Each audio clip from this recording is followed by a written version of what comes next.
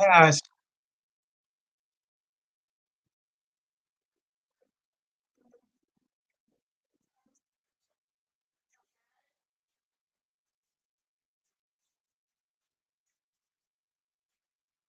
Hang on, guys. Just a new intro. Hang on.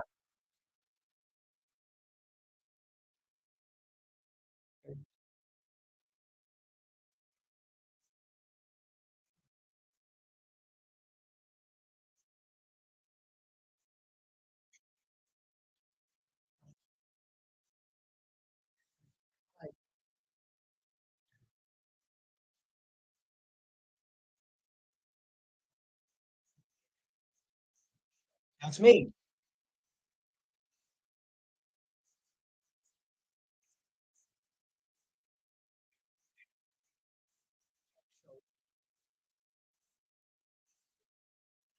A minute. One minute.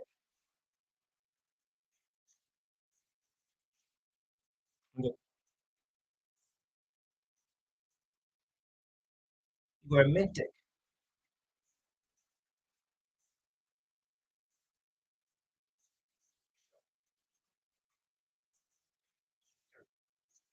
Ah.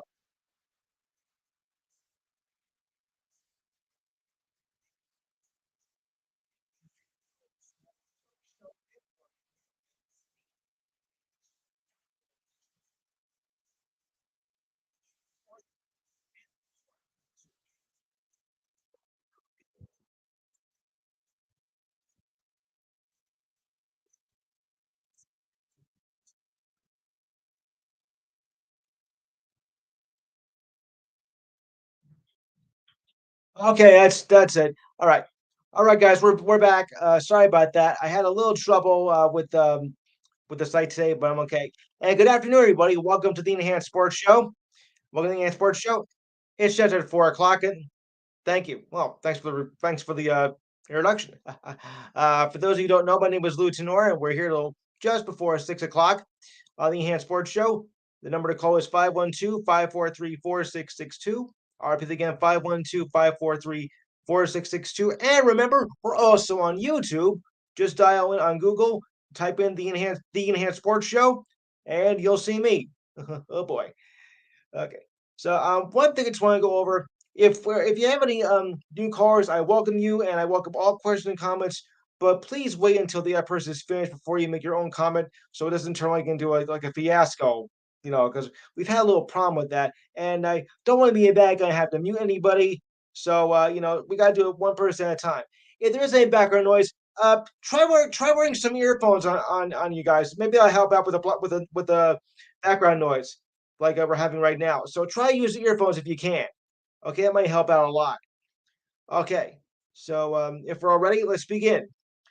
All right, first up, we had. Well, I don't know if anybody saw the Yukon San Diego State game 2 weeks ago, but hey, what a game! Yukon wins their fifth national championship. Thank goodness, or was it? I think it was yes, their fifth, as they beat surprisingly San Diego State 76-59 by defeating the fifth seed Aztecs in a very good game, if I do say so myself. I mean, UConn, they were the only team to have won their games by at least 15 points or more in all their tournament games. No one has ever done that before, and a valiant effort by UConn, and of course by San Diego State as well, who were of course the Cinderella team of the tournament. And of course, in that 1 point victory over Florida State. Oh, Jimmy's here. I'm sorry. Oh boy, sorry. Um, the win draws UConn with Duke. Hold on, come back later. The win draws UConn even with Duke and Indiana tie for fourth place among most titles in men's college basketball history. After the Huskies have come in the past 25 years, extending UConn's edge as the most decorated program in the past quarter century. And I'll buy that. San Diego State had two big runs late in the second half to cut the lead down to five. And I'll tell you right now, I was getting a little shaky about that. I'm like, uh oh, can they blow this lead? Can they blow this lead? I hope not. It was getting pretty interesting with about 7 minutes to go in the second half. but then UConn responded with every turn, a switch, and Wesley fell to five, started rounding off a 9-0 run that put the game out of reach. Thank goodness. And UConn is now one of their titles. Thank goodness. Uh, the Aztecs came out of the gates hot on Monday, immediately put UConn on the ropes, but UConn responded to go up 12 at halftime. The Aztecs mounted a big run late to cut to five, but each time UConn was concerned in facing heat, it responded with responding excellency in that 9-0 run, fueled by Jordan Hawkins' three-pointer after San Diego chopped this lead down to five.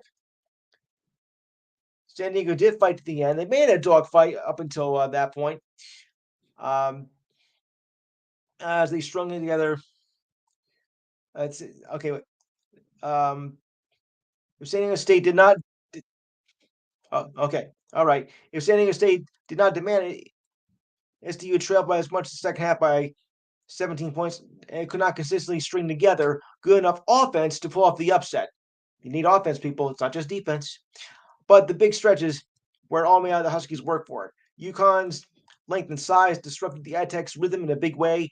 They finished 3 for 10 shooting on layups, but closed the deficit to 5 late despite all its struggles, and it speaks for the fortitude this team has playing this season. They were great offensively, said San Diego coach Brian Dutcher. Eventually, they had made a timely basket or two, and we didn't. The length bothered us as much as around the rim. They had their way with the entire field this tournament. We don't give in, though. I, I like the grit of the team, and believe me, they had a lot of grit. Believe me, they did. So, UConn this season had 17-point win, giving it 17 wins on the season against non Big East teams, all which came by double digits. And the process began. They figured the first team in the modern era to win all six by at least 13 points. I wonder when the modern era began. Probably after the dinosaurs collapsed. Okay. The win also gave their championship has improved to 5-0 in national championship game appearances. The first one coming in 1999 on a doozy against Duke. Oh yeah, it helps the Huskies draw even with Duke and Indiana for the fourth most national championships with 5, and gives them the most in this century, with 4 of their 5 coming since 2004, which was another great game, if I do say so myself.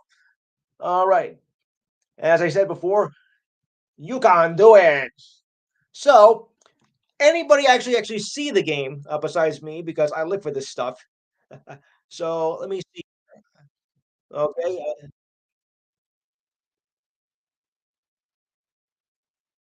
Yeah. Yeah. Yes. Hmm. Oh. Yeah. Okay. Steve Davidson, your thoughts?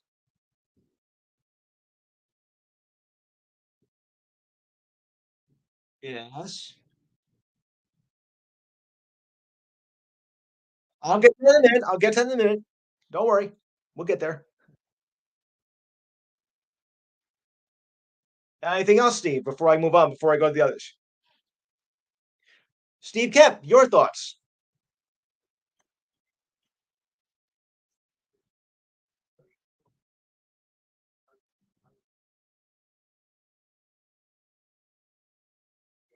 Yeah, yeah.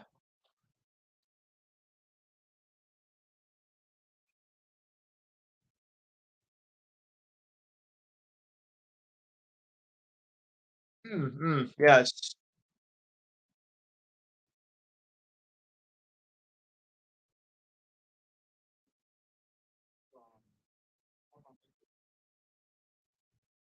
No, yes. Yes. Yes. Yes, of course.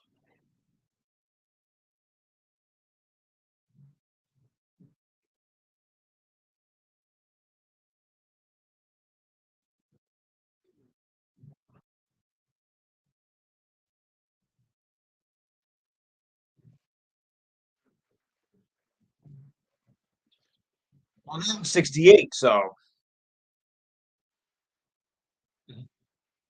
okay, correct,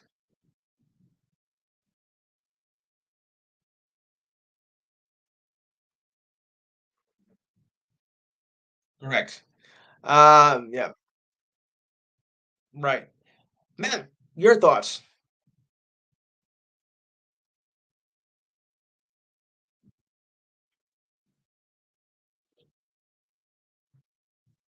You better.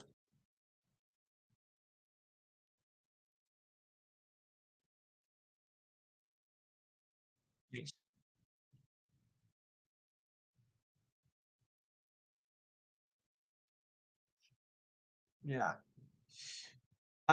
Mikey, your thoughts?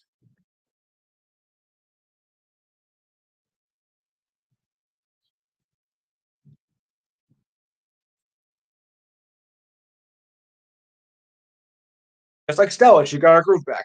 Oh boy. Uh, oh, you got the joke. Oh, he got it. Great. Guys, remember rule number one: never judge a game 5 minutes in.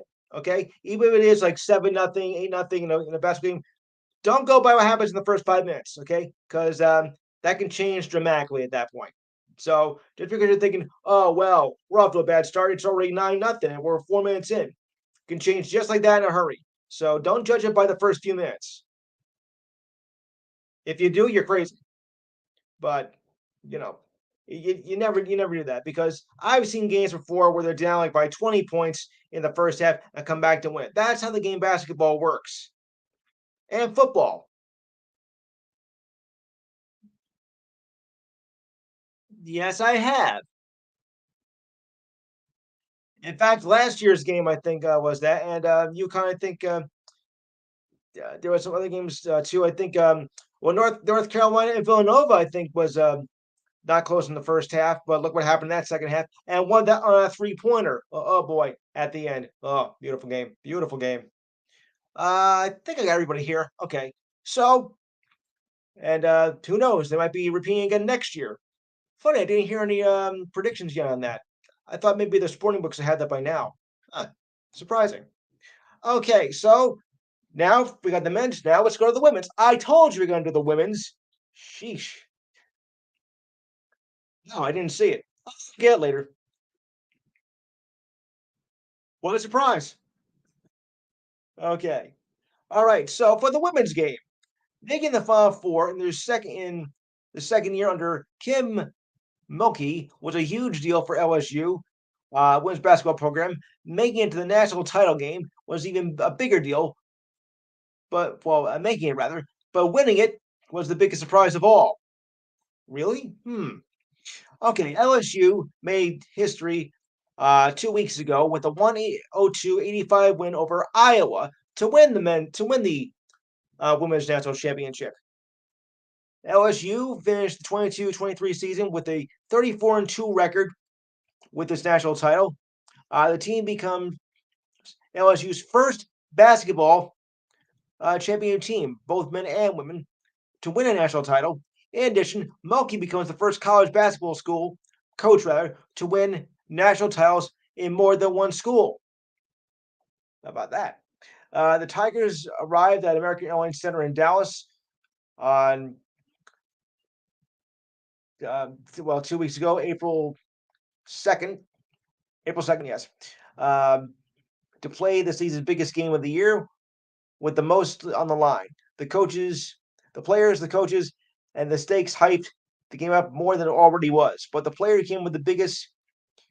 The Tigers hadn't been in the spotlight since LSU's round of 32 matchup versus Michigan. Well, where's Terry? We need him. Jasmine Carson was held scoreless through the Sweet 16, Elite Eight, and Final Four matchups, but it only took one making the national championship game to get her rolling. In her last game for LSU, Carson scored 22 points, 5 for 6 from 3, 7 for 8 from the field, and 3 for 4 from the foul line. Does that say enough for you guys? Yeah, yeah. But wait, there's more. But wait, there's more. However, that was a surreal moment. Every player dreams of being on the big stage like this and having a game of your life. game of your life moment, Carson said. I was just living in the moment. However, she was contained entering the second half, and Iowa started to crawl back. Luckily for LSU, of its offense seemed to click.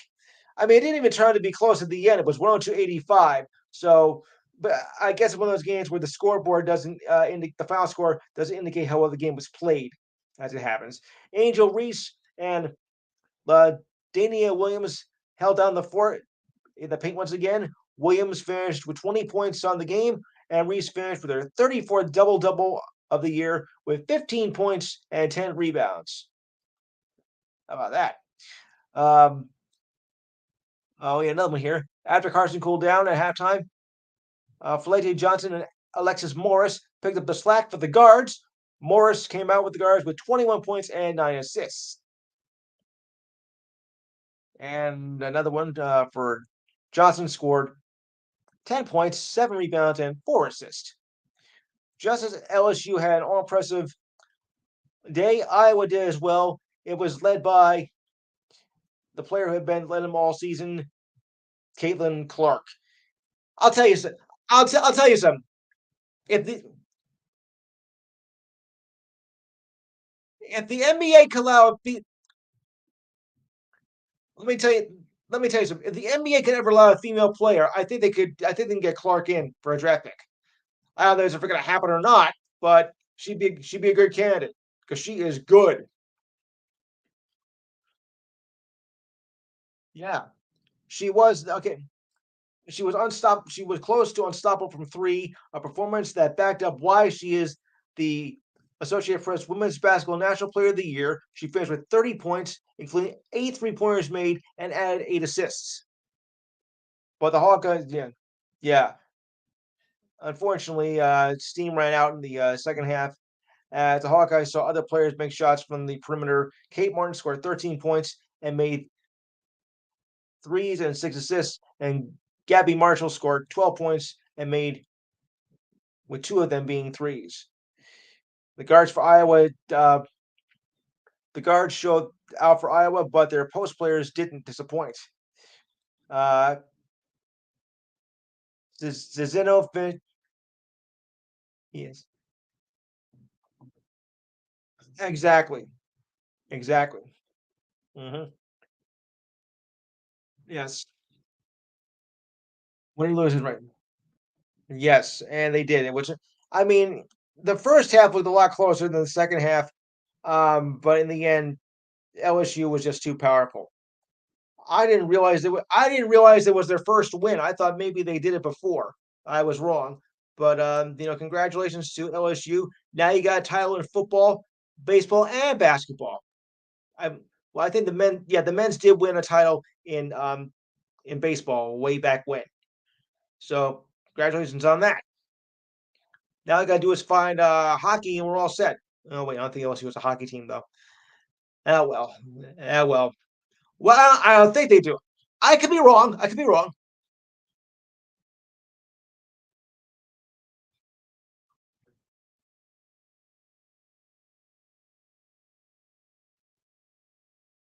Speaking of WNBA, I have some news about WNBA too. Because, all right, do we have any WNBA fans in the house to begin with? Good, good. Otherwise, we're doing this report for nothing. So, we actually have some news on the WNBA because the WNBA draft was held this past week. Yes, they have a draft, and I'm getting a draft right now because it's freezing over here. Oh, wrong draft. So, I'm going to read down the top 10 of the draft here. You know what's amazing though? That they can finish the WNBA draft in 2 hours, while everybody else takes about 2 to 3 days to finish their draft. Isn't that amazing?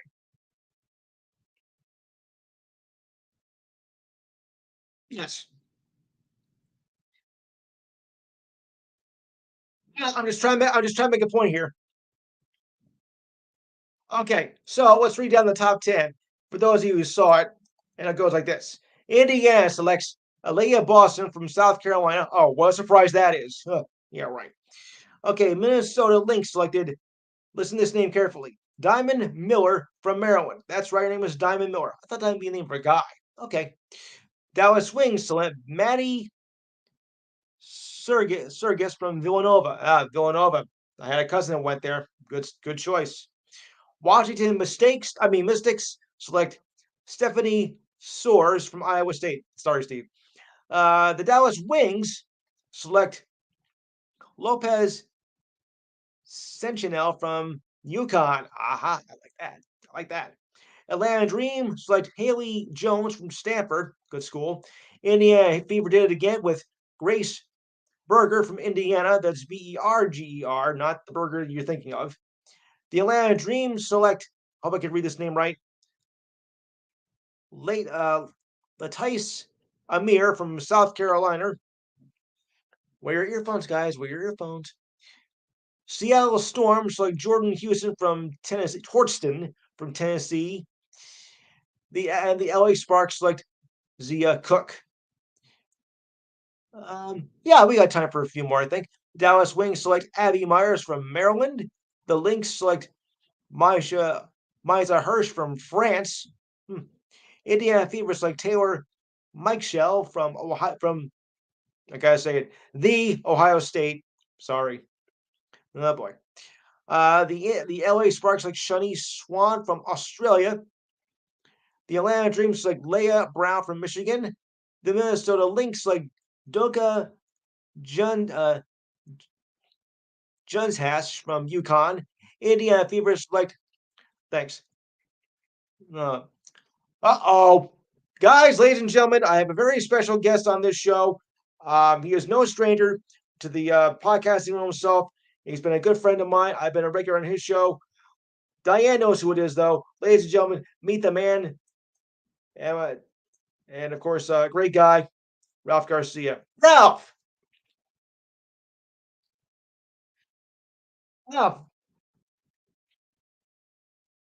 I talk all sports on this show, man.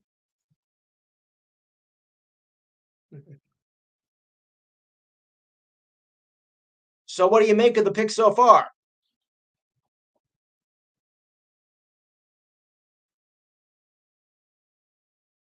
Of course not. No.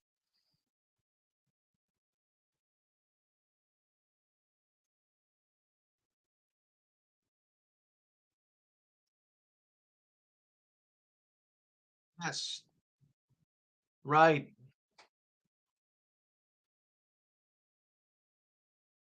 Yes.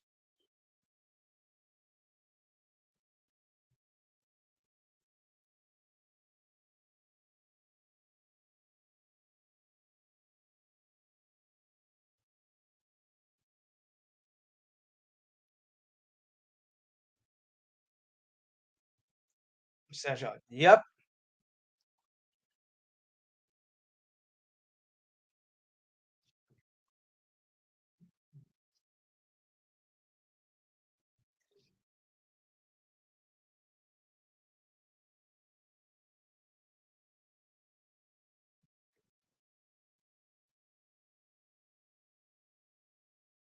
Yes.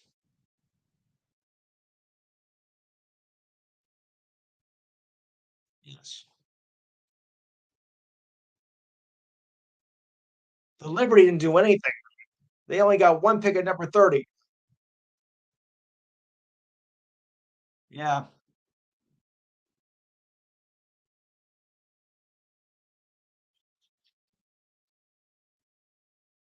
Brandon Stewart. I like it. I like it. Jekyll Jones. Mm,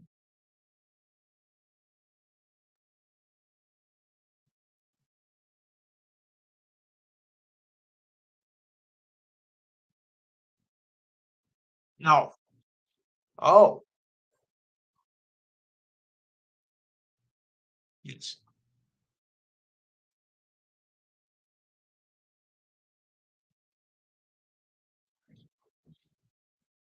Yep. Yeah. Only only eight so far. Eight. Eight. Right.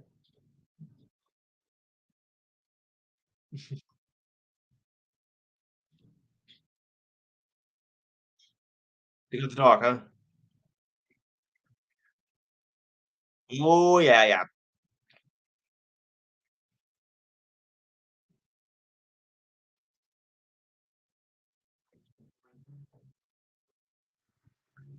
She's a regular. She's a regular.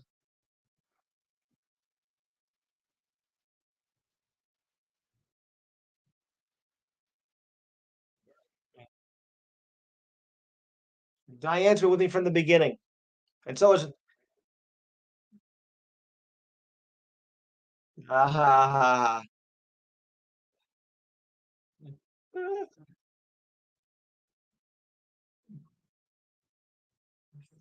Thank you, Ralph. All right. Okay. I know, I know. Okay, so well, finally though, that the Tampa Bay Rays lost last night. Ugh, finally. I never thought. I thought by this time we'd still be looking at maybe 15-0. They were just short of breaking the all-time record for the biggest start in the majors since 1900. Unfortunately, they went down last night to the goofy Blue Jays, 6-3, and it was a miscue though in the fourth inning that really messed that up for Tampa Bay. So yes, yes, yes.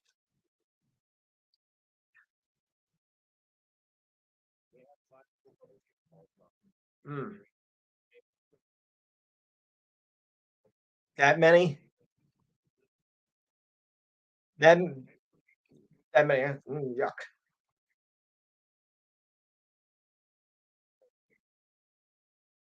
I told you, payrolls mean nothing.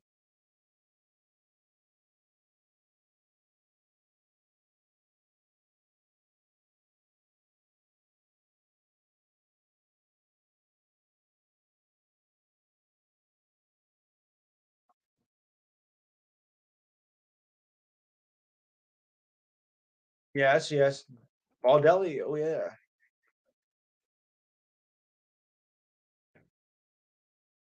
What have I always? Yeah.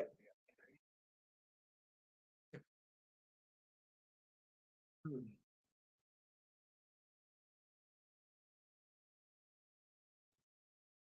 Yeah.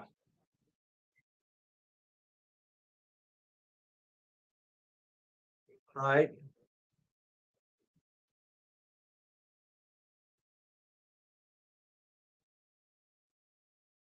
Yes. So anyway, to continue on, so they're not going to be 162-0, which I didn't think was going to happen. Um, Cohen Porsche forcing 2 runs on 2 bases loaded walks, and second baseman Brandon Lowe made a costly error in the fourth inning, which is probably how they lost the game anyway. Their first loss of the season. George Springer, Jerry Springer's fourth cousin, started with a leadoff home run. That's a joke, people. Bo Bichette had 5 hits and RBI, as the Blades denied the Rays their shot at making history to start the season at 14-0, which is at 900. The Rays matched the 82 Braves and 87 Cardinals at 13-0, though neither team went on to win the World Series that year. The Cardinals, I think, the Orioles won in 82, and the Twins won in 87. But that wouldn't be the overall record in baseball. We have to go back to the pre-MLB era, back to 1884 when the Saint Maroons of the Union Association League had the overall record at 20-0 start. What a maroon! Yeah. What? They're out of business. That league went out of business back at the before the turn of the 20th century. Like I said, it's the pre Major League Baseball era. Yeah, just after the dinosaurs left the earth. Mm. Okay. Boy. So yeah, yeah. So what do we make of this so far with the amazing start that the Rays have had? Which okay, I'll put it to you this way: as a baseball fan, okay, yes, it's great for the game. As a Yankee fan, it makes me sick, to be honest with you. I mean, you know, we're now 5.5 games behind them, and it's only the third week of the season. So yeah. All right, Alex, your thoughts on this? Right.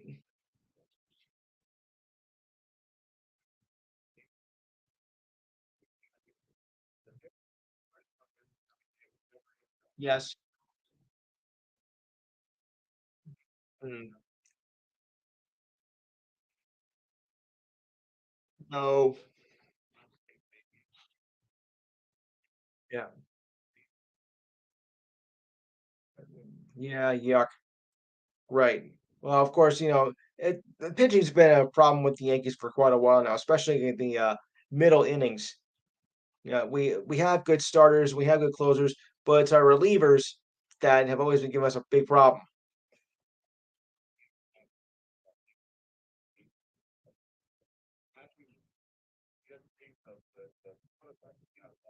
No. Brett Gardner. Yeah, yeah. Yeah. Yeah. Exactly. Anyone else have any thoughts? Oh, yes.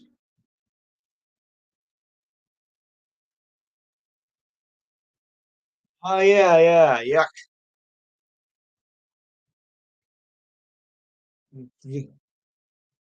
Yeah. They do. They do. Okay. No, you don't need a good payroll either to have a good base. I mean, everybody says, "Oh, they have the money and stuff. They can go get good players." Look, if you're not performing well, your team is not going to win, no matter what your name is, no matter what you pay them. I've often said that, and that holds very true. So for all of you thinking, "Oh, you bought yourself a World Series," no, you can't do that. You can't buy a World Series or any other championship.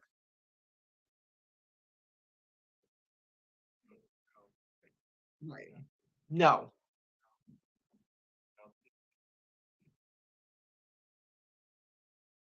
Yes.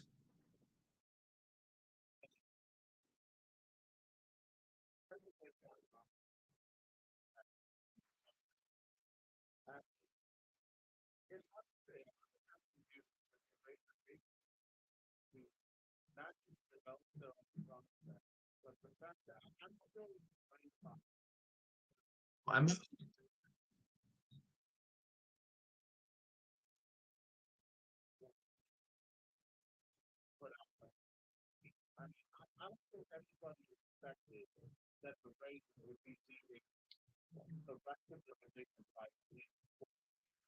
not me. Yeah.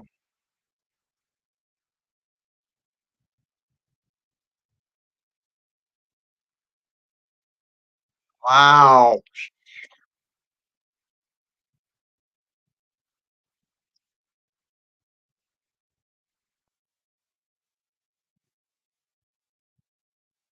Oh, wow.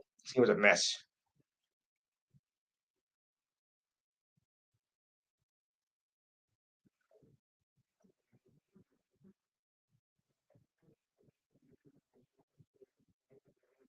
So, about a month. About a month.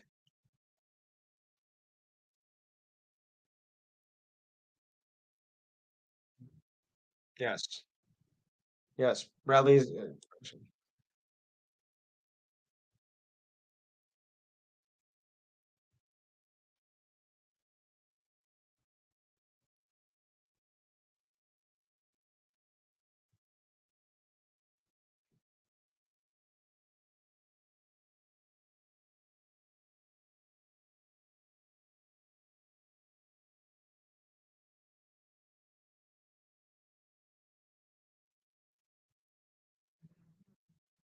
Huh?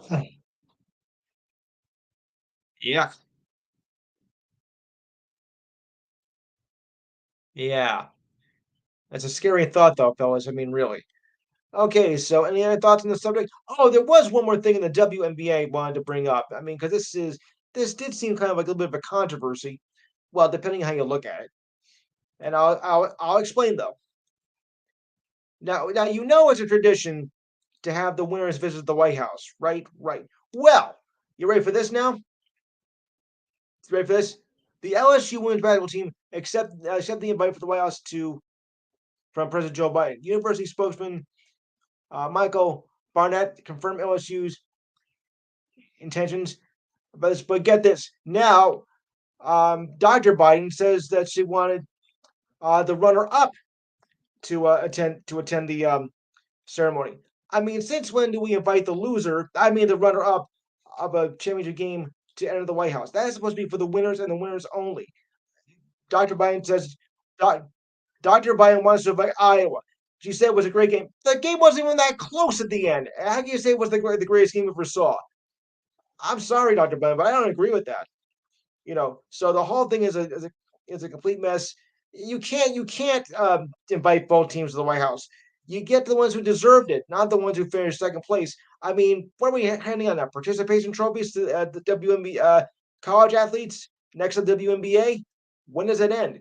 I mean, do we see it happen in the World Series? No. Do we see it happen in the Super Bowl? No. Or anybody else. So why are they doing this? Why are they trying to make this for the college women's basketball? To have both teams be invited to the White House. You go if you deserve it, not for coming in second. So this has been kind of baffling me. I think you're right. So it's been kind of baffling me for the past couple of weeks of why uh, Dr. Biden would allow this. A spokesperson for Dr. Biden said the First Lady meant no disrespect to LSU, and our comments were indeed to applaud the historic game and all women athletes. Historic, well, historic by a score wise, because it was the highest score in women's history with a combined total of 187 points. That's right. I said 187 points. So, but the score, itself turned out to be a rout later as LSU pretty much handled Iowa in the second half. Am I the only one that thinks this is crazy that they should not have both teams in the White House? Oh,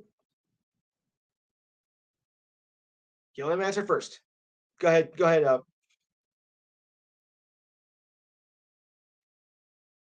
Like I said, yeah, to say the least.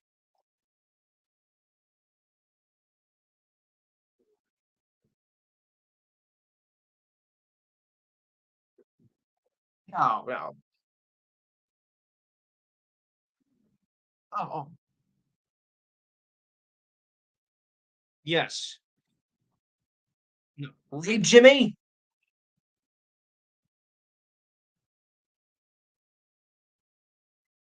Thank you.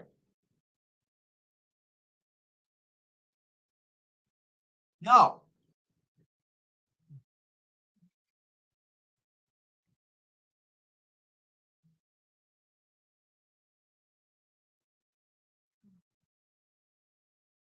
And Cousins. Yes.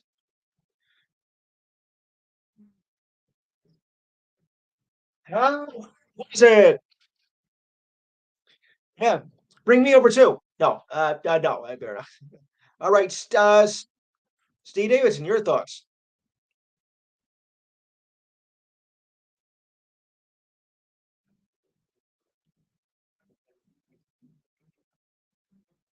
Yeah. Yes, yes.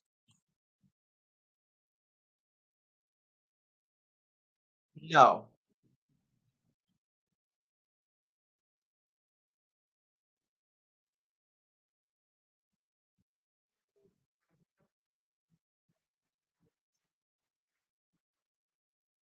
First lady will do fine.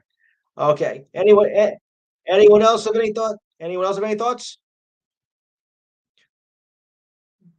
Who busted first? Who busted? All right.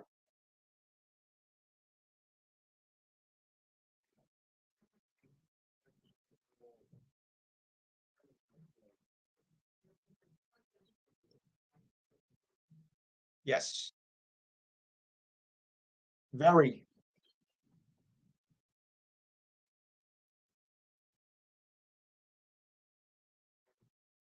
Yes.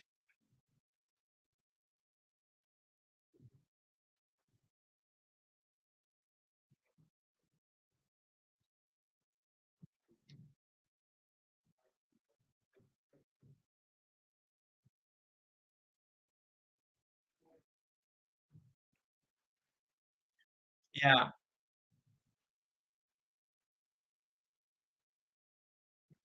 Well,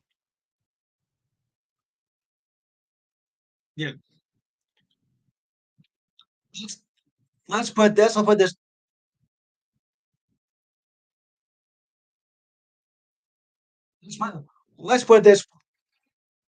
let's put it this way. The password is ridiculous. Yeah. Yes. Yeah, yeah, yeah. That was just for you, Ralph. It was just for you. I know, I know. So anyway, did anybody follow the Masters golf tournament last week as John Ram, who had to come back from 4 strokes behind? I knew it. I knew it, Jimmy. I knew it. He came from behind with the 87 Masters golf tournament over Brooksy, Brooks Koepka, who of course is pretty much hated throughout the golf course.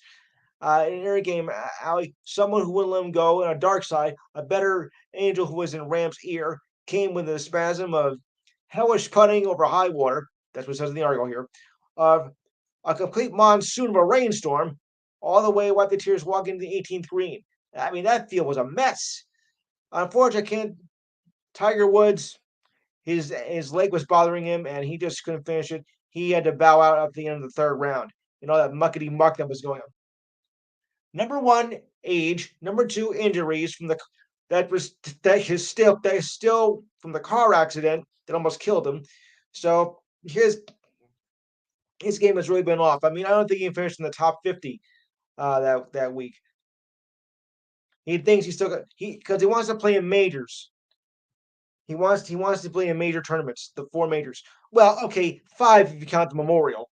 Well, I don't know if we count that or not, but still.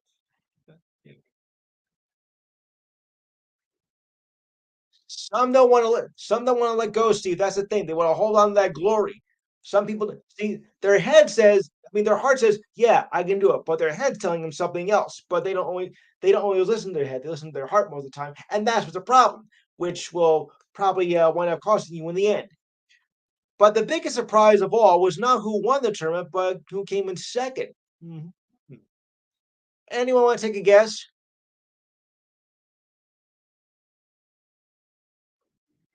No. Nope.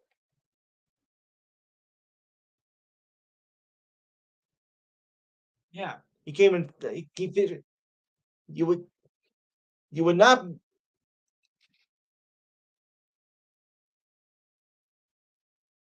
That's the one. Okay, right, right. But still, to have Phil Mickelson, who is at 52 years old, come in second is pretty remarkable. I mean, he shot a 65 in the fourth round, and that's the biggest finish in the fourth round in the Masters tournament. And he had a chance to win it, but unfortunately, at the end, it didn't go that way. He still got it. I mean, he was having trouble, the last couple of years himself, and to come back and finish second in this tournament is just completely remarkable. So was I.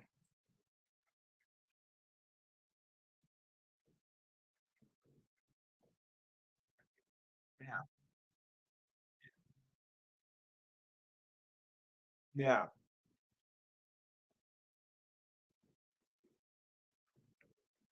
Yeah.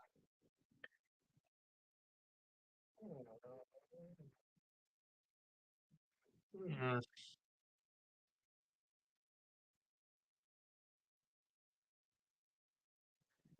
Yeah.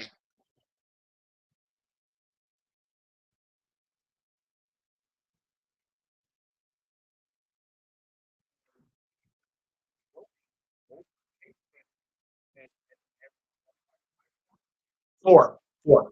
4. Mhm.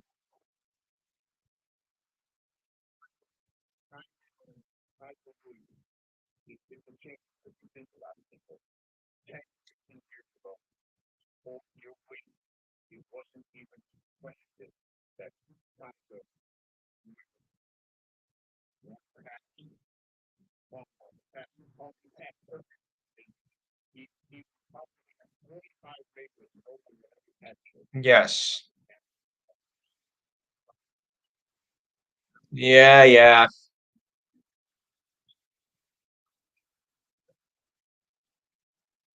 Yes.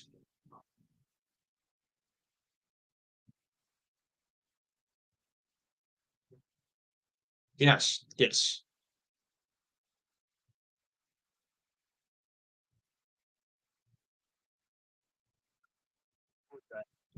Dumb. Dumb. Yeah. Ralph, thanks for coming by.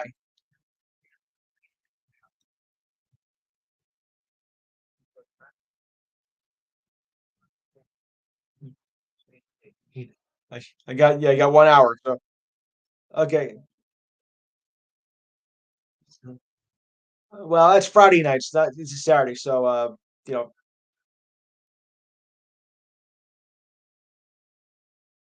Oh, that date. Yes. Yes. We'll do predictions in a few minutes for that, of course, and the hockey game predictions. I want to get people's thoughts on the. Oh, Steve, you're gonna love this. I was saving this just for you. Your thoughts on the Commanders being sold by Dan Snyder sells the Commanders for 6 point dollars, and it's now been taken over. I, no, it isn't. You're right.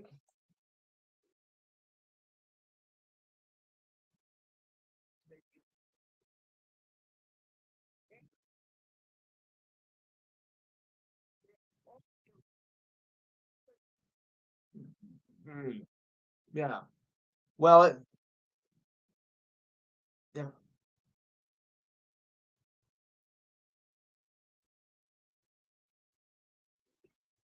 You got the money, yes. Mm,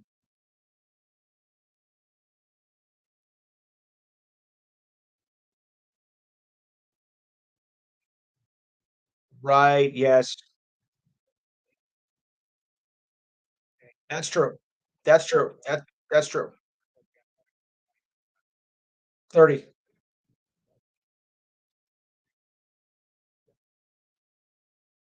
Like I said you to myself. No, no, no, no.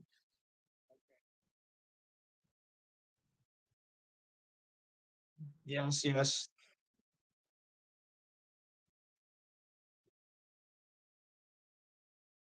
I thought you'd say that.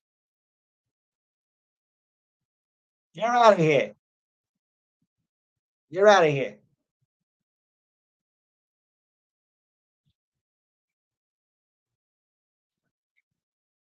Yeah. Too long. Too long.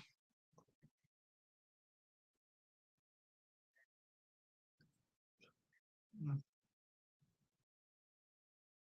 yeah. Too long. It should have been done a long time ago.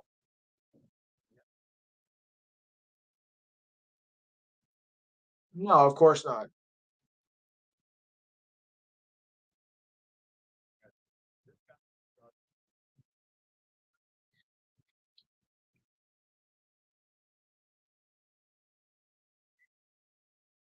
Yeah.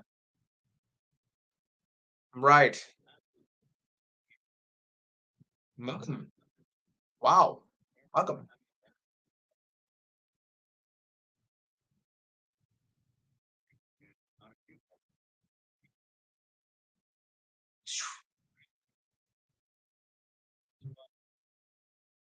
Wow. Yes.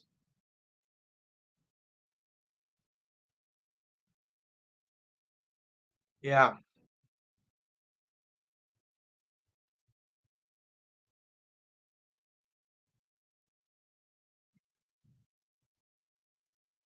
No.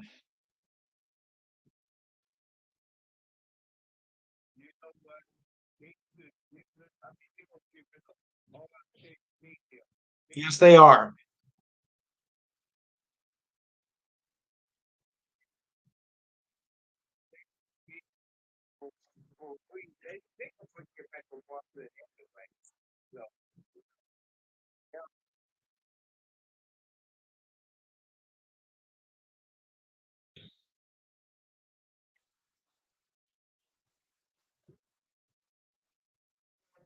Yeah.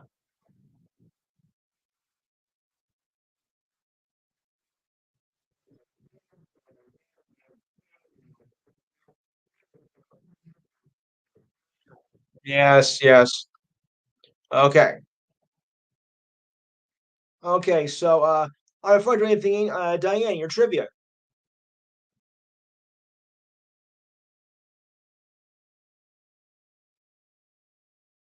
4.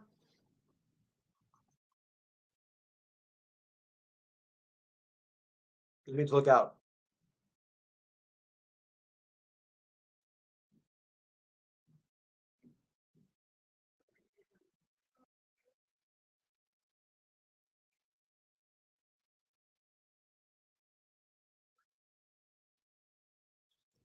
Iron.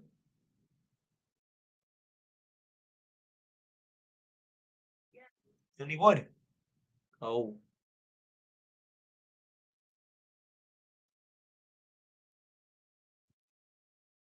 okay.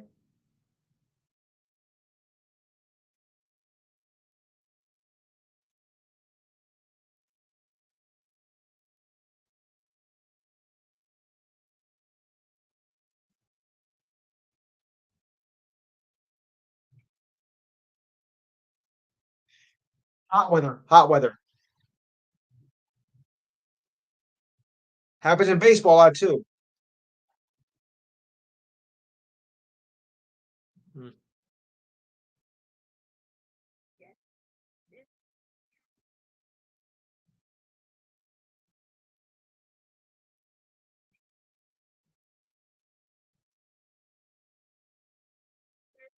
I think it was 1916.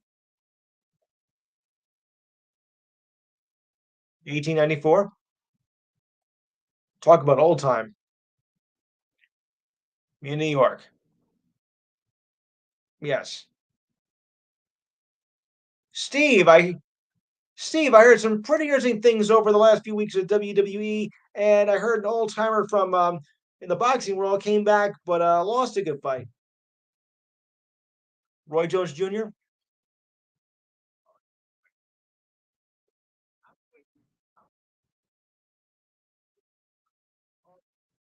Yes.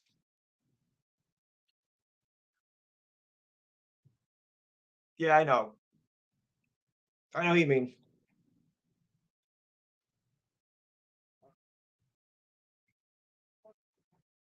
Yes, yes, Fury, the Fury brothers. He's fighting little brother.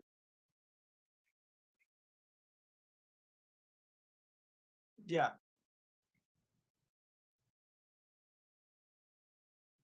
yeah,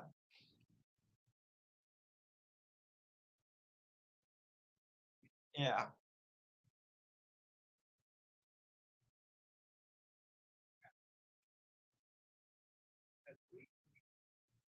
Yes. Right.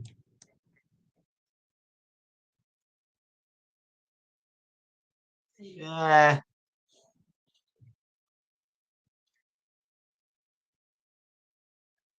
Okay. Okay. I'll buy that.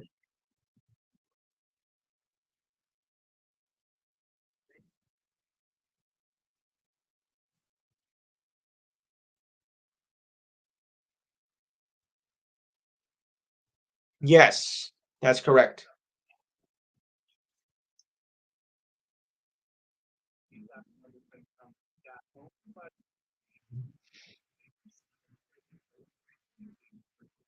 Right. No, it wasn't. No.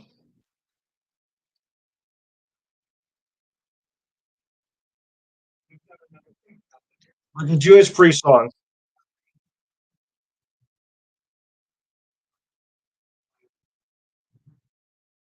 Yeah.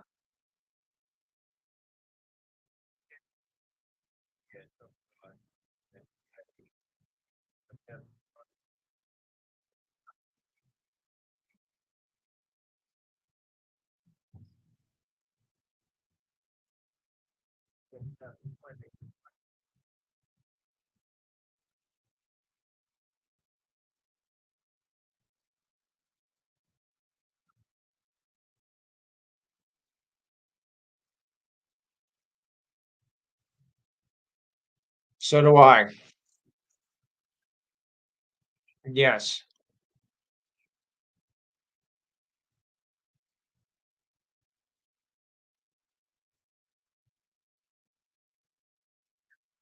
There can't be no rematch. There can't be no rematch.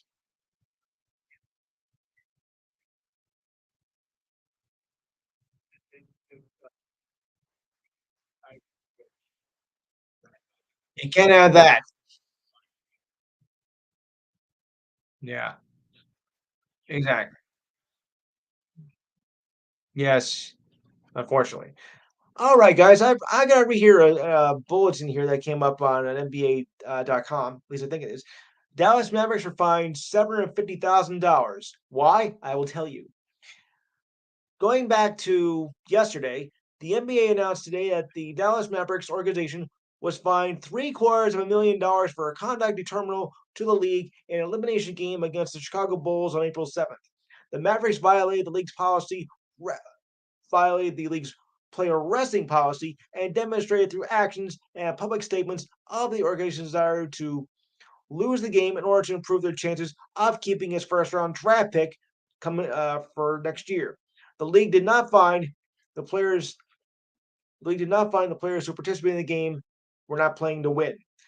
The Mavericks' decision to restrict key players from fully participating in an elimination game last Friday against the Bulls undetermined the integrity of our sport, said Joe Dumars, NBA Vice President of Operations, and NBA Executive Vice President and the head basketball operations. The Mavericks' actions failed our fans and our league. So we got a little bit of problems here. They purposely decide to rest players, and that's been a big problem with the NBA. You're resting players, like, oh well, we can't play 2 games back to back anymore, or what the case would be. We didn't have this problem 40 years ago when we had players. I mean, I think today's players are getting a little soft. I mean, you had to think back to when the NBA was back in the 70s and 80s when they were just starting to come along, getting these mega players and whatnot. And now they're like, yeah, and they didn't believe in resting players back then. Now of a sudden they want to rest players for even the slightest problems or like to improve their draft picks. Something's wrong with this picture, guys. And that's why I think the NBA has been going down a lot.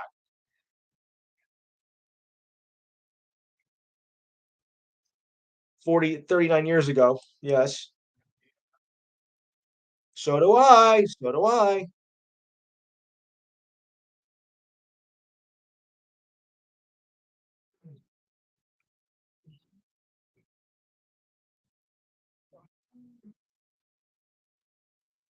Oh no. Well, what are you not doing?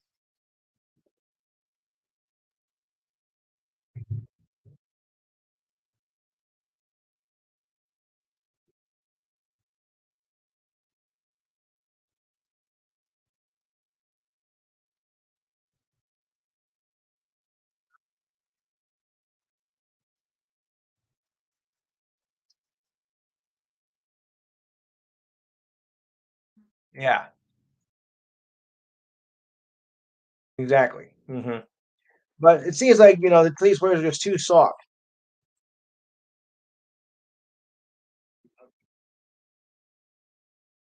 Yeah.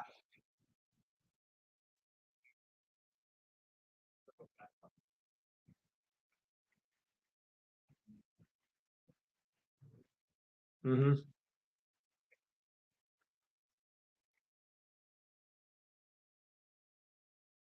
Yes. No.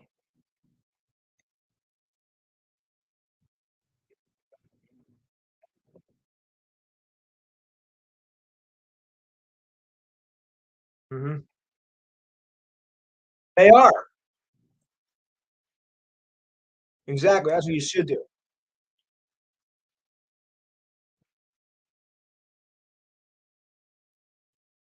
They do. They do. Yeah.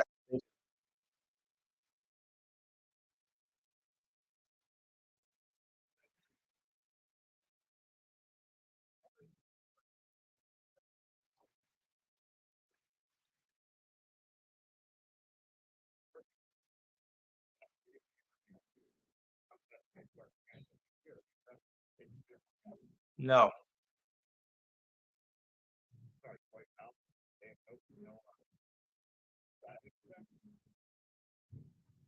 Yes, you do.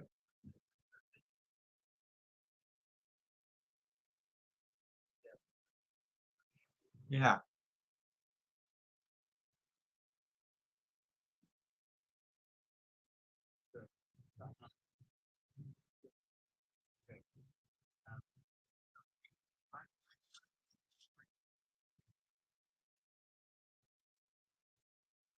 Yeah.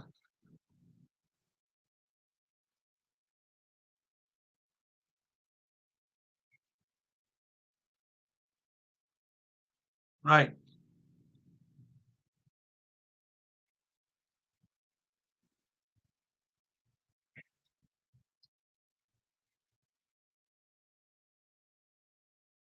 Ain't that the truth? I'm in the same state.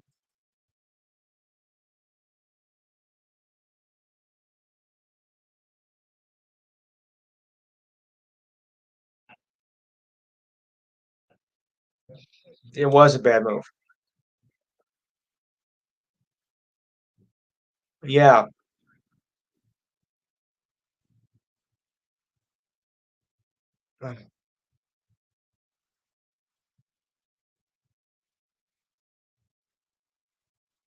Right. Yes.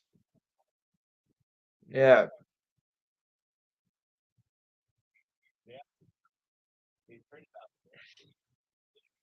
Yes.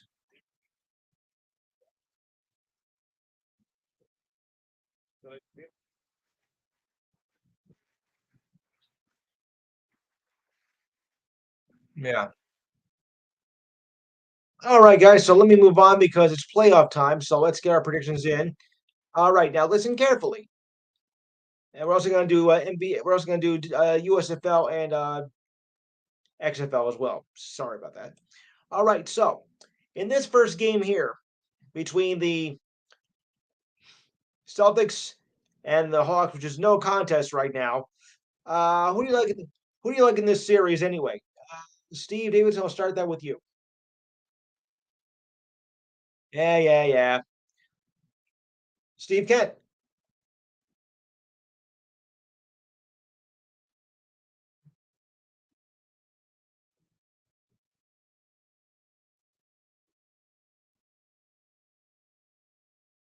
Yes. Okay. No, no, of course not. All right, Diane.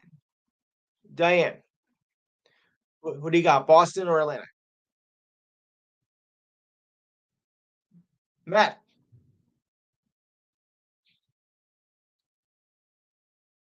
Yes. Right. We'll get right. Ugh, ugly word. Okay, Mike. Really? Okay. Alex.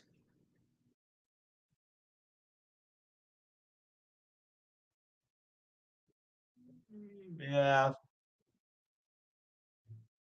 Okay. Okay, and Jimmy.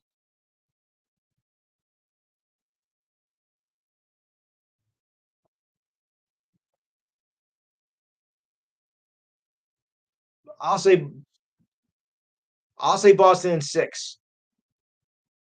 Okay. Moving on. In the Turnpike War between the Nets and the Sixers actually won that game today. Okay, it's only game one, guys. It's only game one. So, and I think that's going to make a series of it. So, who do we have in this series? Steve Davidson, start with you. The Turnpike War between the Nets and the Sixers.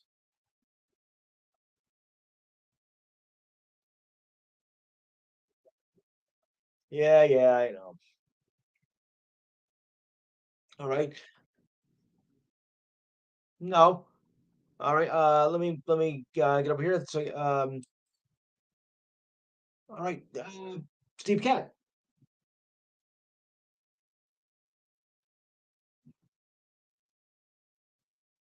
Okay.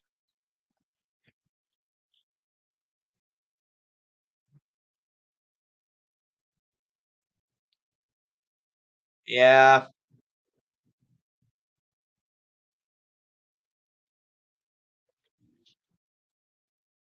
Right. Okay. Diane. All right. Um. ah, Okay. Uh, Matt.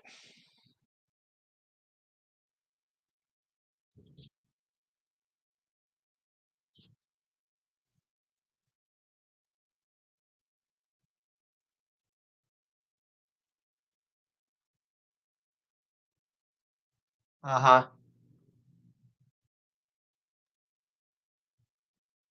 Yeah.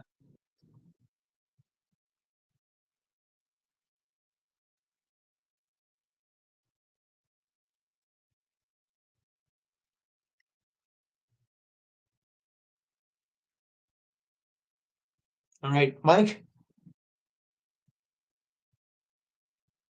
Jimmy,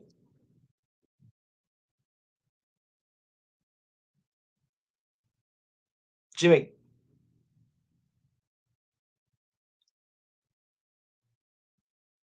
Yeah. Okay, Jimmy, are you there?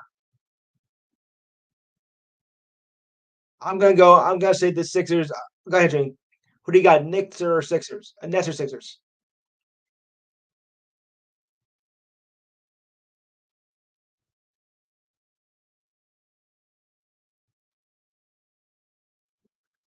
Yeah, you're probably right. You're probably right.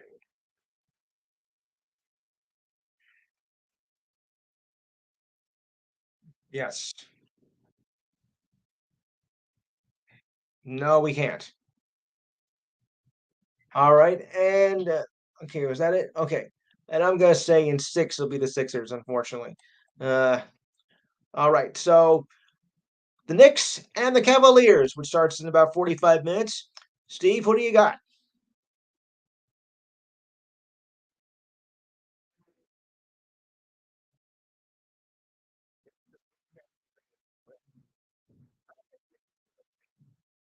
All right, uh, Steve Kent's back. Who do you got? Knicks, Cavaliers.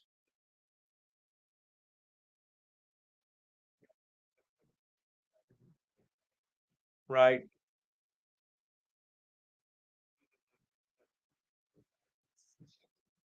All right, Diane, Matt.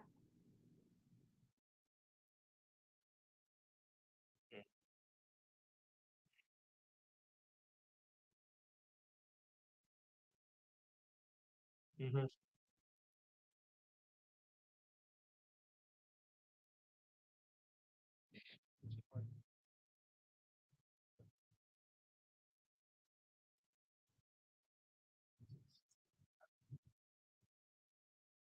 Mike, Jimmy, Jimmy.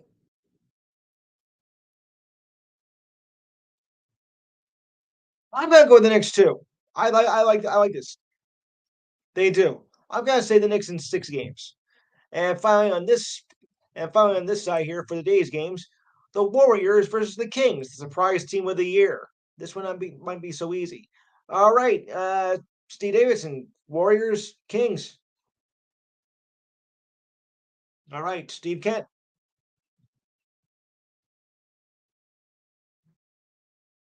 Enough said on that one.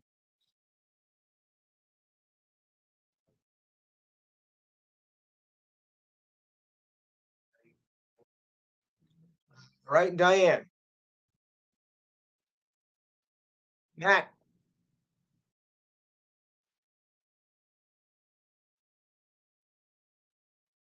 mm, Diane. Sorry, Mike. 5. Jimmy.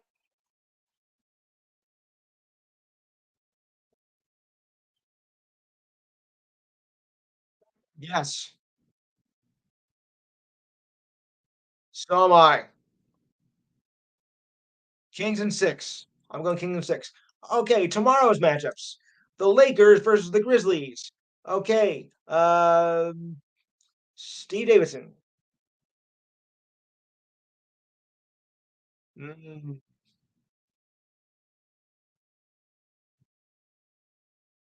he's not Jordan, you know.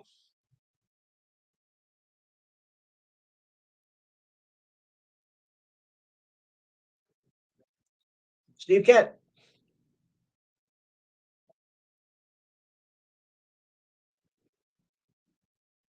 Diane.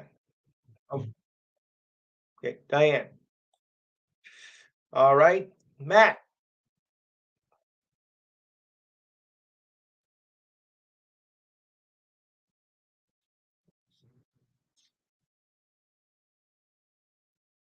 Mhm.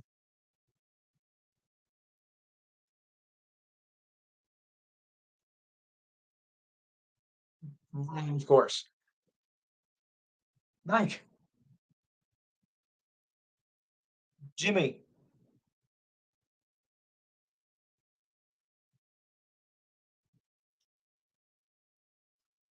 Yeah.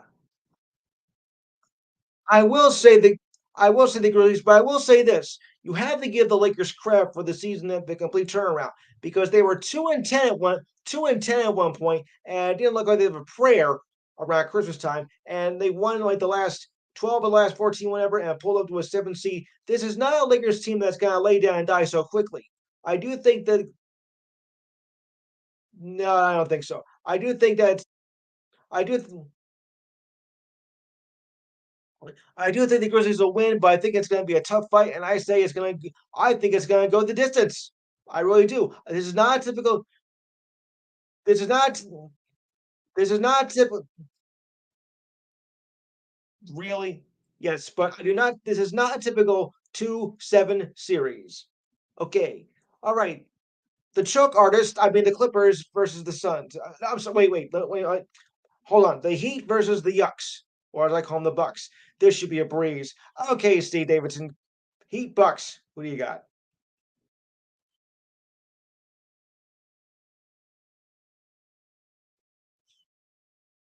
Steve Kent.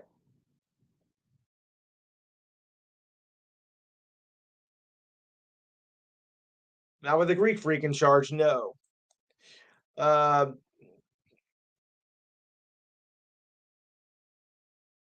Diane. All right. Matt. Mike. Jimmy.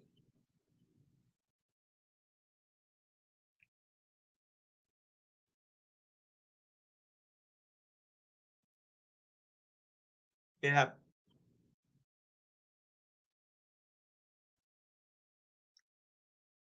Yeah, but the Greek freak is just too powerful. Yeah. And Alex, Bucks and five it is. I would thought you'd say that. Okay. Now we have the Clippers and the Suns. Okay, Steve Davidson, go ahead. Steve Kent. Right. Diane. Clippers. There's one in every crowd, folks. There's one in every crowd. Uh, Matt. Matt. Mike. Jimmy.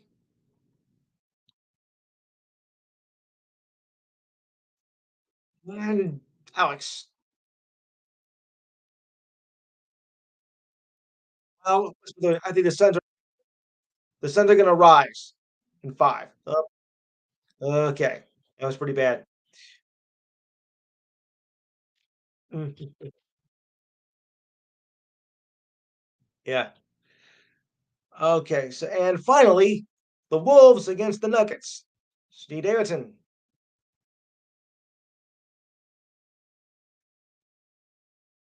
You said four or five.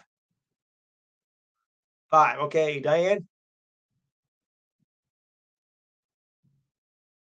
Steve Kent.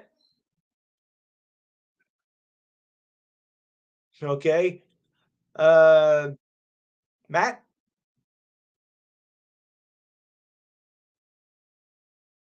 Okay. Okay. Okay. Enough said on that one. Mike. Jimmy.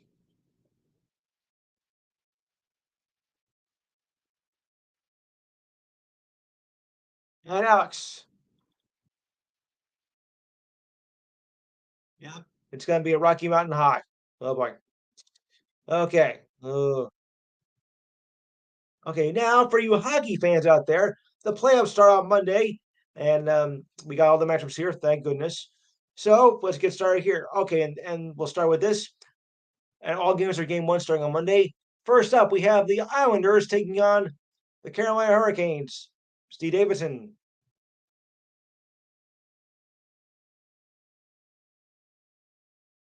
Yes, yes, I'm aware of that. All right, Steve Kent. Ooh, okay, Diane. Matt. Mike. Jimmy.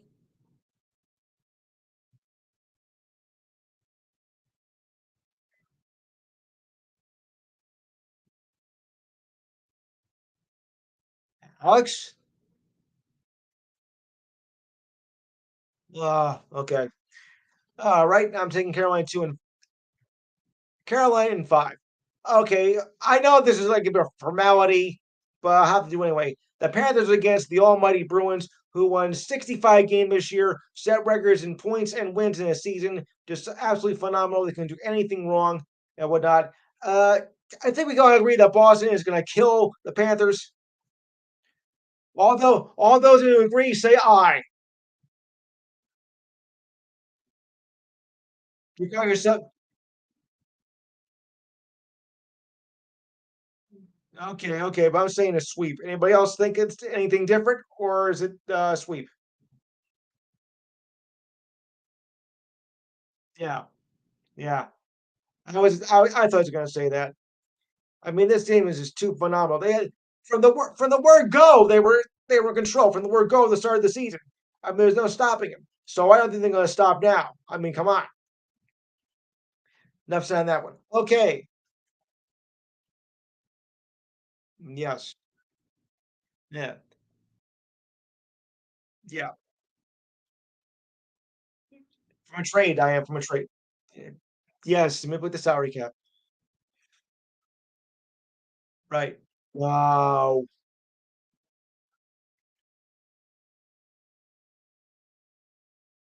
He died. Di, is that name Di, is that name sound familiar to you and Mike? Tara Hall. Does that name sound familiar to you guys? Yep. Yes. Okay. All right. So I got more. All right. All right.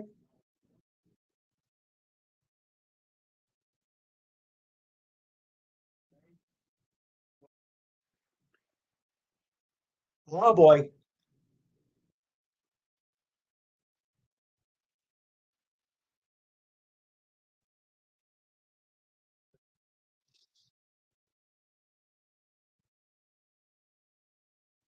Okay. I'll buy that. Yeah. Right.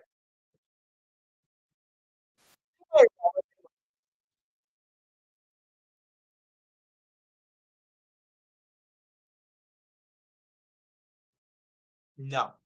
Okay. So let me move on. Okay. Here's an interesting battle for you. The old uh, Minnesota team against the current Minnesota team, which moved to Dallas. In other words, it's the Minnesota Wild against the Dallas Stars, who used to play in Minnesota with the North Stars, if you follow that. Okay, so Steve Davidson, who we got? We got the Wild and the Stars.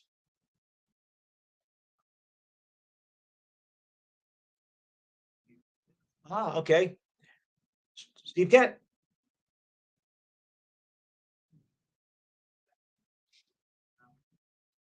Yeah. All right, Diane. Of course, she's because one of our old Devils players is on there. I get it. Matt.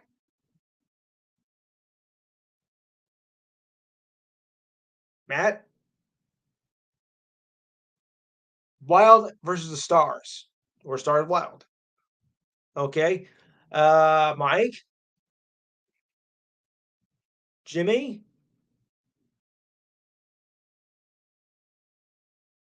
Jimmy. And Alex. You guys say that. I'll go with Dallas too. Get with the Stars.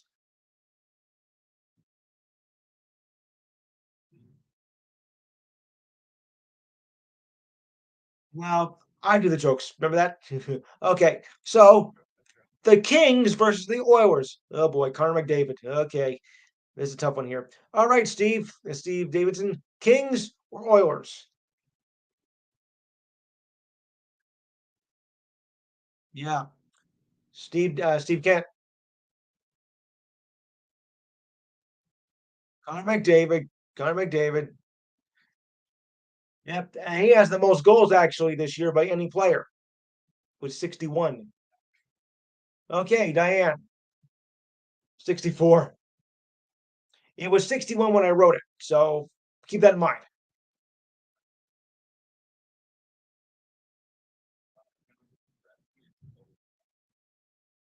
Well, I think no. That would have to go to you know, well, okay. So anyway, who did I leave off with? Um, Mike, Jimmy,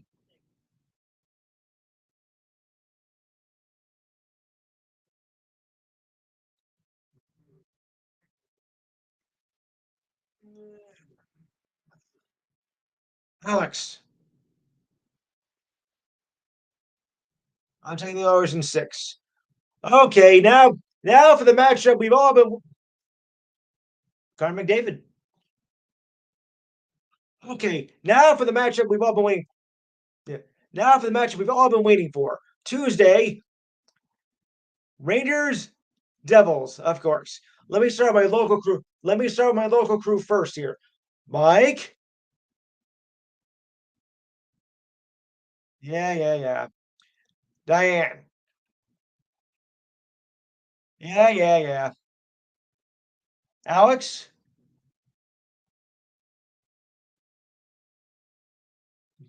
Jimmy. Uh, Steve David. Steve Davidson.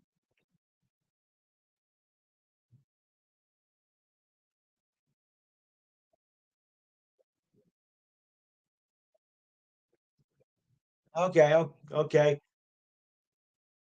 Easy. All right. Steve Kent.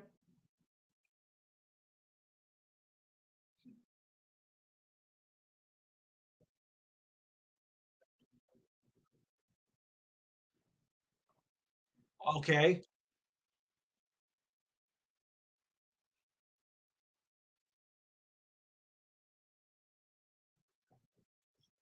The division was very close, though, Steve. The division was very close. And I'll say one thing: we got cheated out of a win on Thursday night when a goal was called back to tie the game. Bull. That was a good. That was a good goal. Don't give me that. All right, um, Matt.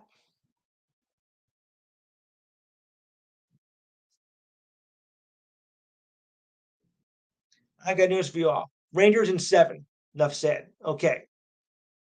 Yeah. It was that close division. You know, it could have went either way, but it was just by 3 points that the Devils being. These teams are evenly matched. It can go either way. I don't see this being a short series whatsoever.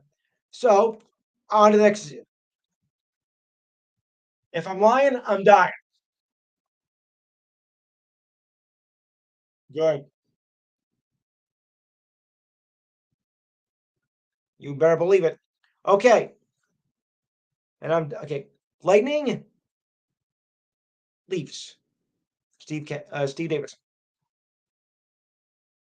Lightning, Leafs. Okay. Uh, Steve Kent. Oh, me. I want to meant by that. Okay. Diane, Matt, the okay. Mike.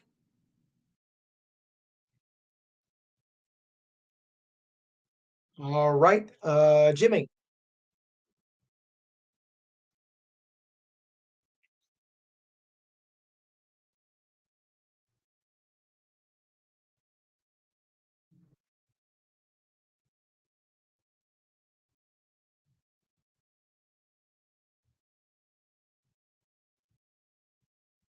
Right. Okay. Alex.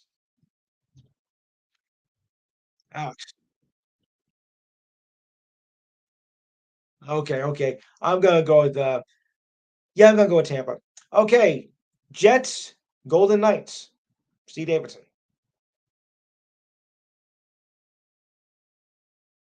Yeah. Okay. All right. Okay. Steve Kent.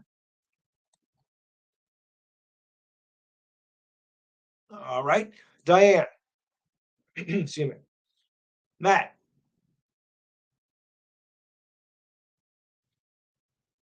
Okay. Um, Mike.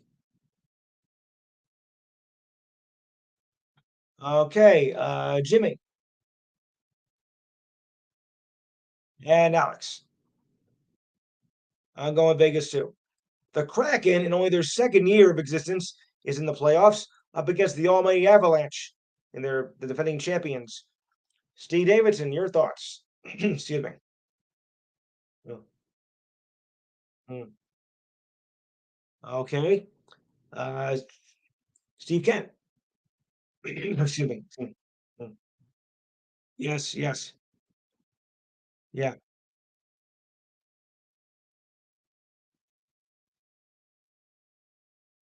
that's a factor right there. Okay. Diane. Matt. Yeah. Oh, it better. Um, Mike. Mike. Jimmy.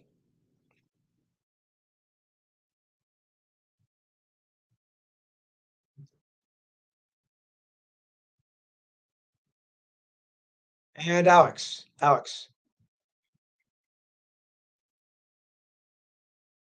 I still say the Kraken. So think about that. Okay. For some reason, they had a game on at 3 o'clock earlier this week. That's been now been changed to 7 o'clock. That's interesting.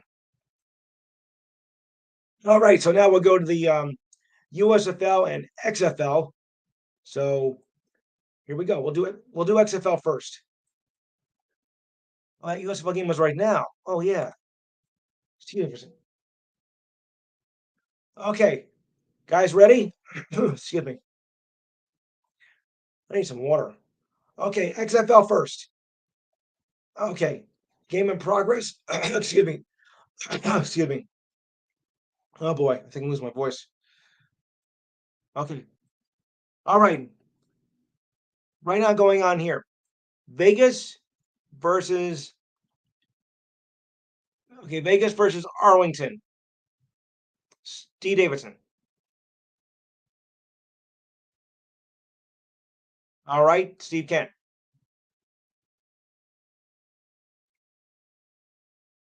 Steve Kent. I'll get back to him.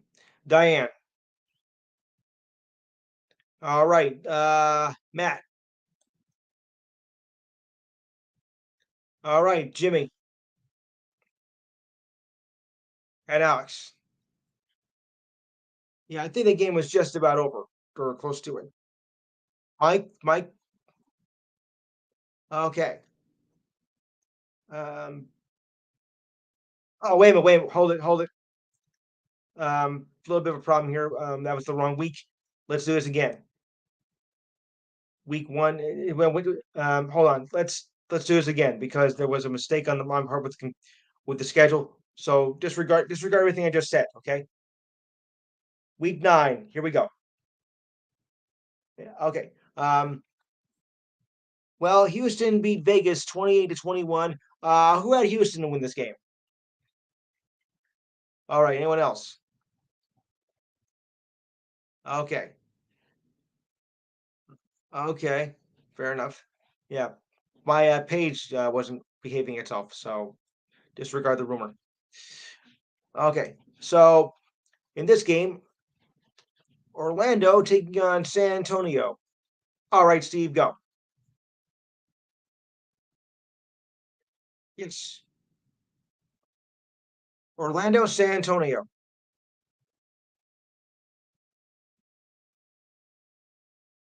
Diane. All right. Um, Matt. Jimmy.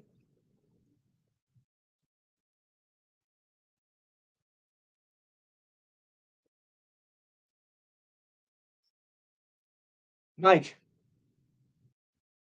Alex. I'm gonna go with Reno too. All right. Tomorrow, Arlington versus DC. Steve.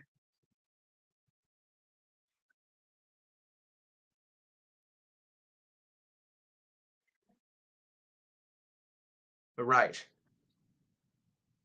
Okay. Okay. Diane. Um, Matt. Okay. Mike. Jimmy. Alex. I'm going with DC too. And finally, right. And finally, the Seattle Imagine Dragons versus St. Louis Imagine Dragons. Okay. Steve. Okay, that too. That'll work. Diane. Okay. Matt. Okay. Mike. Jimmy. And Alex. Seattle. The Diane got it. Seattle Imagine Dragons. She got it, yeah. It could have been the Thunder. And the Thunder, Lightning, and the Thunder. Never mind. Never mind. Never mind. I could have done Believer too, but nah, that'd be too much. Okay, so now the first week of the USFL season two in this modern version, as we yeah, as we have brought back. I didn't think the league was going to actually make it to a second season. Well, surprise, it did. All right, now I know some of you are not really familiar with some of the team names here, so let's run it down together. Okay, we have Philadelphia and Memphis, New Jersey and Birmingham, Michigan, Houston, and Pittsburgh at New Orleans. So those are the teams. There's 8 teams involved. Okay, so let's start with this one. Right now we have Philadelphia at Memphis. Steve, who do you got?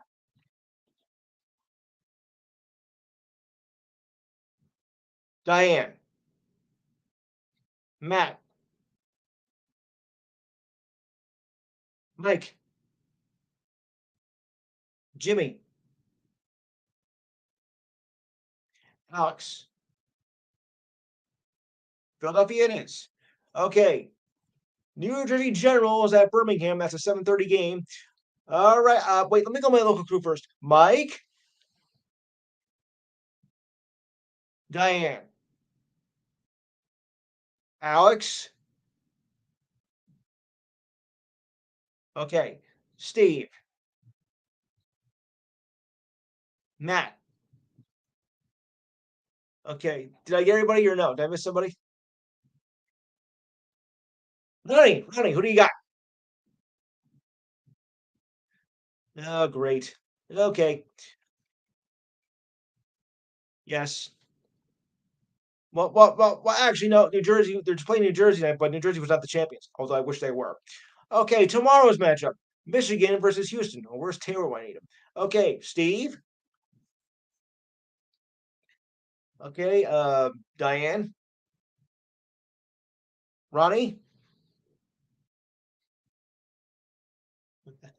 Okay, uh, Matt said it with such confidence too. All right. Oh, right, of course. Okay, Jimmy, Ohio. Betty's home to. Okay, Jimmy.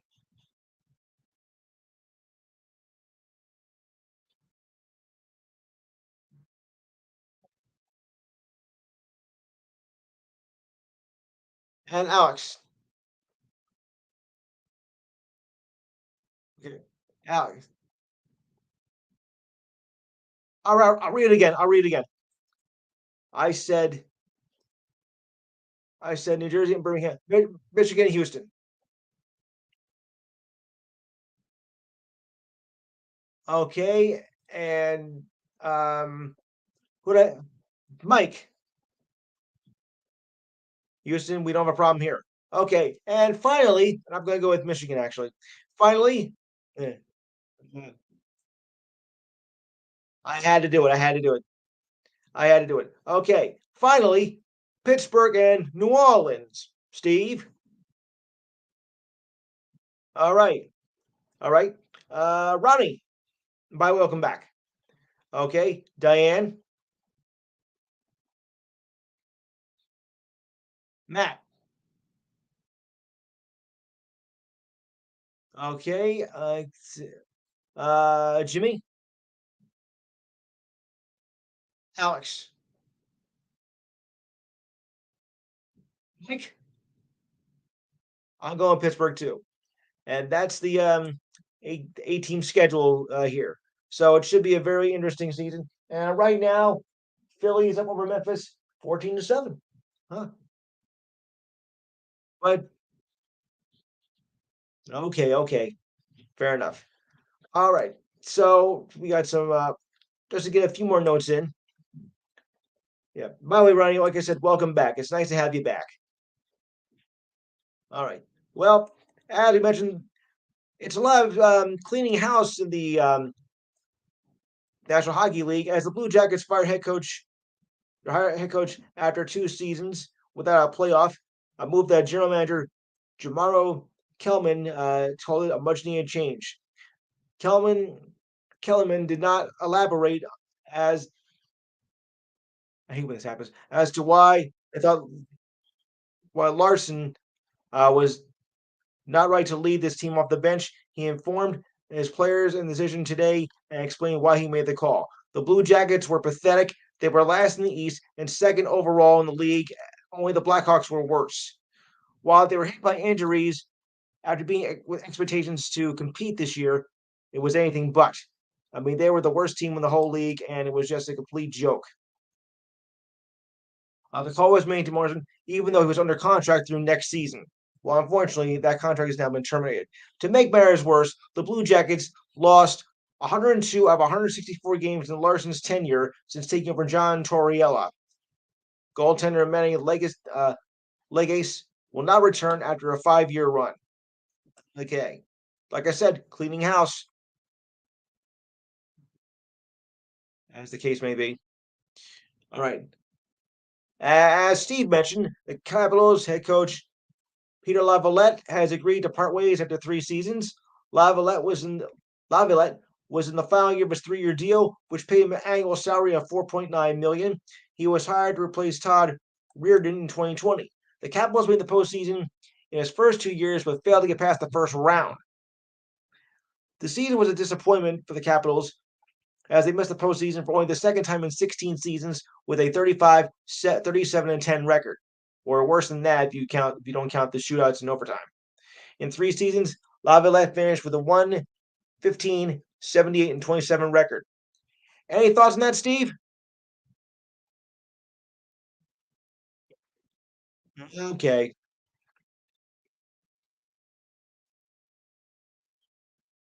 Do it every time.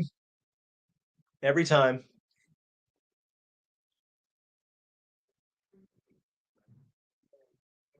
And Happy New Year, too. Okay. Avalanche wrapped up the Central Division with a hat trick by Nate MacKinnon, who had an assist to beat the Yahoos, you call them the Predators, in the final game of the regular season last night. Devin Tays, I don't know if it's in relation to Jonathan, and Alexander Gorviev made 18 saves for the Avalanche, who finished a point ahead of the Stars to clinch the Central Division. Kiefer Sherwood and Luke Vigastino made an assist, and Kevin Lanigan made 30 saves. MacKinnon scored the hat trick late in the third, skating into the Predators' zone on the right side before snapping a wrist shot by Lincoln. This was his 42nd goal of the season, a career high for him. The defending champs will start their title offense against the Kraken and will do so without Gabe Landeskog, who has been out with a knee injury all season and he's not coming back for the playoffs.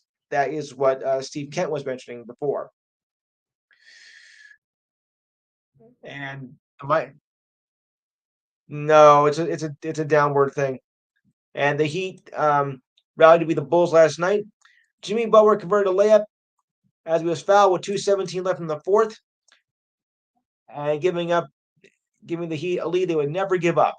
About a minute later, Butler made the pass, three-pointer from Max Stirs, heading in, extending the Heat's lead during a stretch run from the Heat and clinched the eighth spot in the Eastern Conference, and now face the Yucks in the first round of the Bucks and probably lose.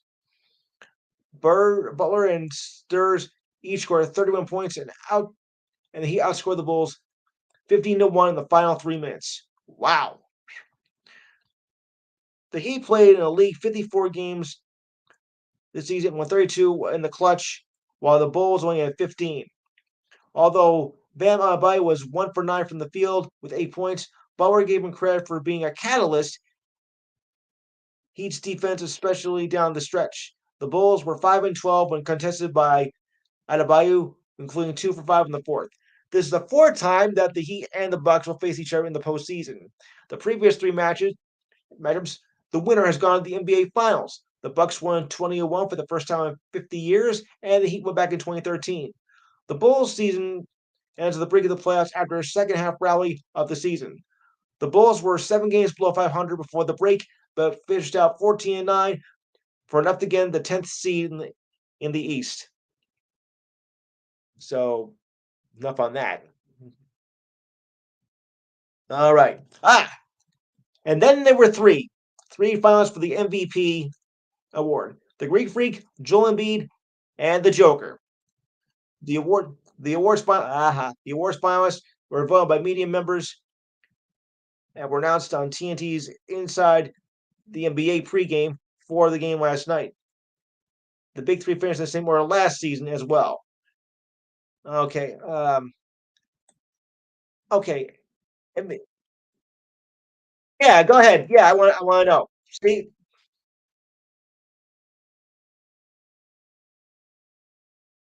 Okay. Steve Davidson.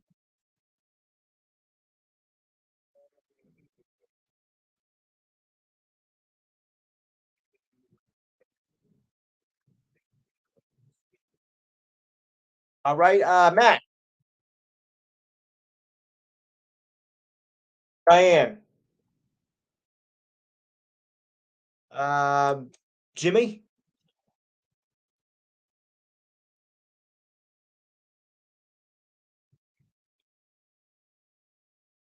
Mike. Greek Freak. All right. Who did I not get? Who did I not get? Um, Alex. All right. All right. I'm done with this guy. Do this. I hate when these things come up. Okay, there we go. I get those stupid pop-ups. Defensive Player of the Year: Jaren Jackson Jr. of the Grizzlies, Brooke Lopez of the Bucks, and Evan Mobley of the Cavaliers. Steve.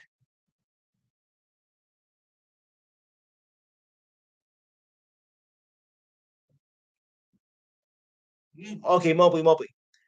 Diane.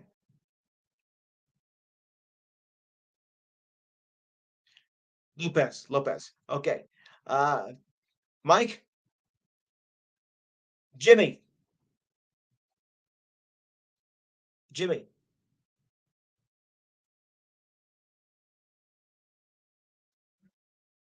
Matt. Matt. Okay, he's gone. Alex. Okay. Sorry, guys, but messages keep popping up on here, and I apologize for that. Okay. Rookie of the Year: Banchero for the Magic, Kessler for the Jazz, Williams for the Thunder. Steve, go. OKC. All right, Diane.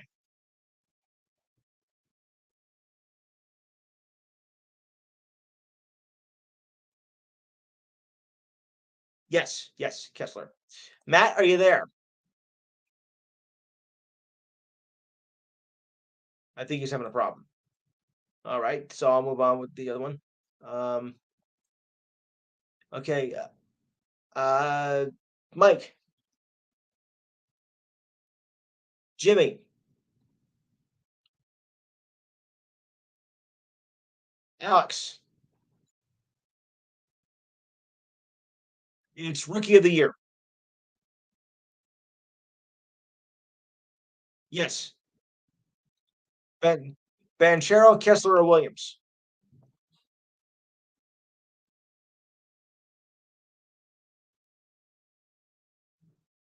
Okay, and okay, and Most Improved Player of the Year: Jalen Bruce of the Knicks, Shai Alexander for the Thunder, or Markkanen for the Jazz. Steve, go.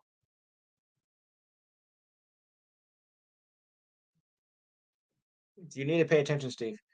Jalen Bruce of the Knicks, Alexander of the Thunder, or Markkanen of the Jazz.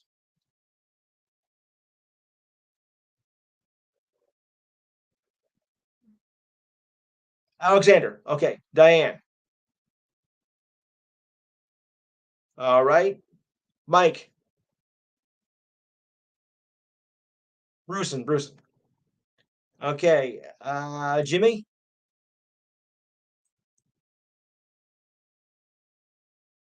and Alex.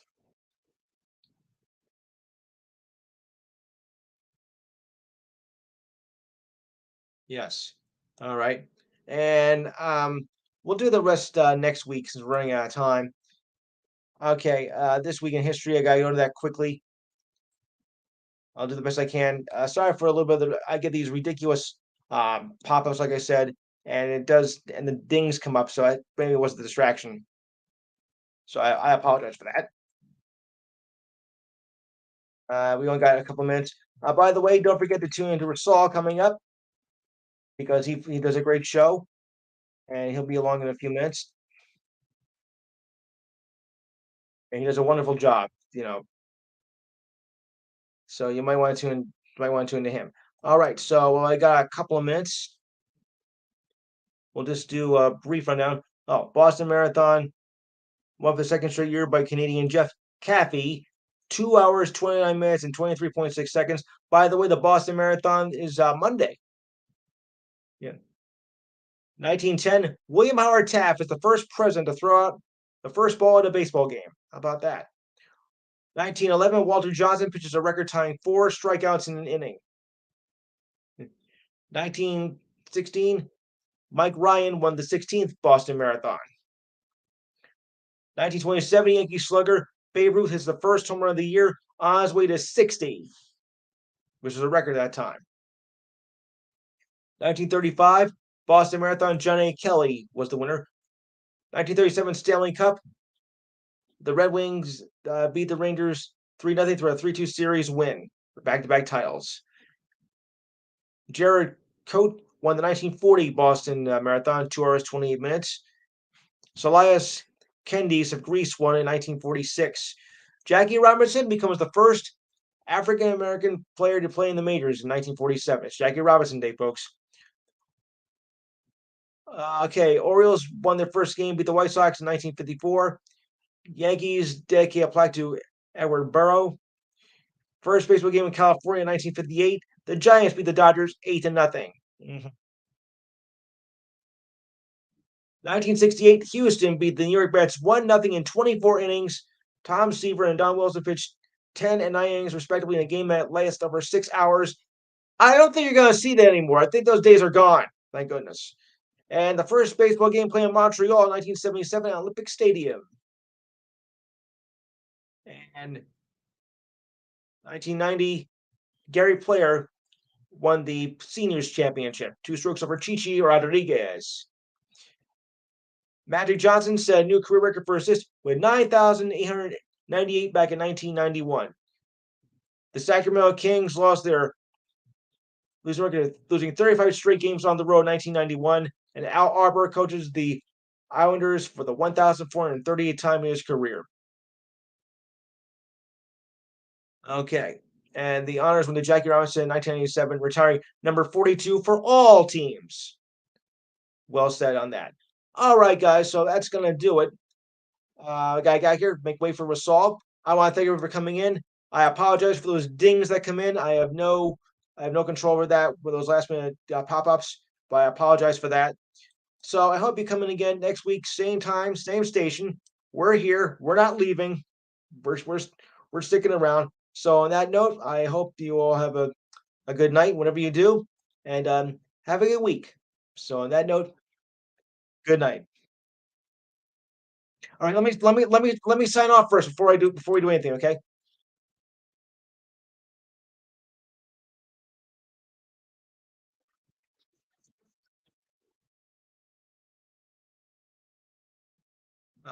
Wait a second.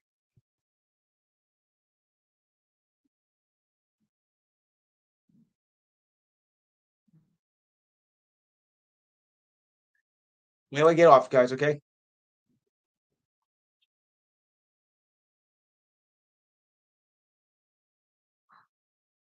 Wait. Oh, the end here.